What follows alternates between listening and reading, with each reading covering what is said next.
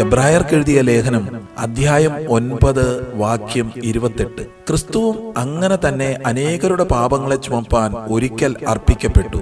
തനിക്കായി കാത്തു നിൽക്കുന്നവരുടെ രക്ഷയ്ക്കായി അവൻ പാപം കൂടാതെ രണ്ടാമതും പ്രത്യക്ഷനാകും. പ്രിയ സഹോദരങ്ങളെ, കർത്താവായ യേശുക്രിസ്തു ഭൂമിയിൽ വന്നപ്പോൾ തന്നെ അനുഗമിക്കുന്നവരുടെ കൂട്ടത്തിൽ ചുങ്കക്കാരും എന്തിന് ദുർനടപ്പുകാർ പോലും ഉണ്ടായിരുന്നു. അന്ന് എല്ലാ പാപികൾക്കും അവന്റെ സമീപത്ത് എത്തിച്ചേരുക സാധ്യമായിരുന്നു. എല്ലാവർക്കും അവന്റെ സഹായം ലഭ്യമായിരുന്നു. കാരണം താൻ വന്നത് പാപികളെ രക്ഷിപ്പാനായിരുന്നു, കാണാതെ പോയതിനെ തിരഞ്ഞു രക്ഷിപ്പാൻ. സകല മാനവജാതിയുടെയും പാപങ്ങളെ ചോന്നൊഴിപ്പാൻ വന്ന ദൈവത്തിന്റെ കുഞ്ഞാടായിരുന്നു താൻ.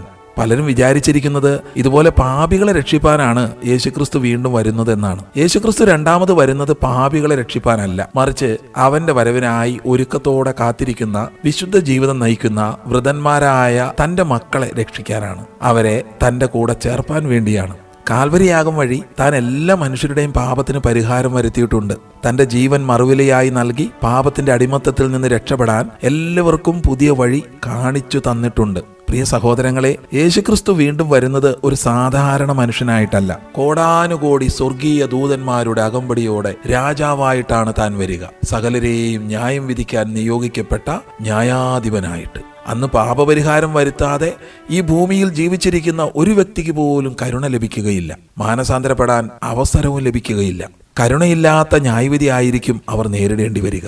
അതുകൊണ്ട് പ്രിയ സഹോദര, താങ്കളും യേശുവിങ്കലേക്ക് വരിക. പാപമോചനം പ്രാപിച്ച് ശുദ്ധീകരിക്കപ്പെടുക.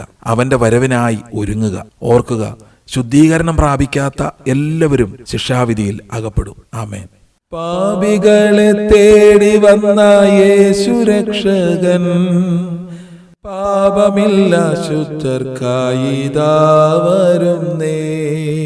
വരവിൻ ദിനം അതിസമീപം, വരവിൻ പ്രത്യാശയാൽ നിറഞ്ഞിടാമേ.